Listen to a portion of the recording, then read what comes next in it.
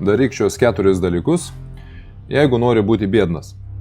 Paskutinis pats svarbiausias. Taigi pirmas. Niekada nieko nesimokyk. Jei mokyklą kažkada baigiai, to ir gana. Neapsikrauk nesąmonėmis. Antra. Grįžęs po darbo būtinai scrollink telefoną iki ištų. Žaisk kompiuterinius žaidimus, sėdėk prie teliko ir tikėk, kad sėkmė pati tave susiras. Trečia. Ir toliau dirbk samdomą darbą. Statistiškai, kitais metais tu gausi geriausiu atveju 10% daugiau. Ir tai tik tai tada, jei pats nuleidęs galvą nueisi pas vadovą ir kažkaip išsiprašysi pakelti algą. Ir taip dirbk iki pat pensijos.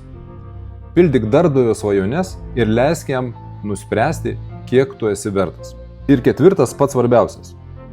Tingėk sportuoti ir ryk viską iš eilės, kol nieko neskauda. O vėliau visus sunkiai uždirbtus pinigus atiduok daktarams ir vaistams. Tai yra pats geriausias ir greičiausias būdas susikrušti savo gyvenimą. Jeigu tai nuosekliai darysi, skęsi skolose ir nuovargį. Bet jei ieškai kelio iš šito užburto rato, parašyk man į Telegram.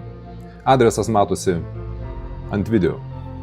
Gausi nuorodą į Zoom, kur pasidalinsiu, kaip išlaikyti puikią sveikatą, energiją, susitvarkyti nervus ir dar iš to gauti papildomas pajamas.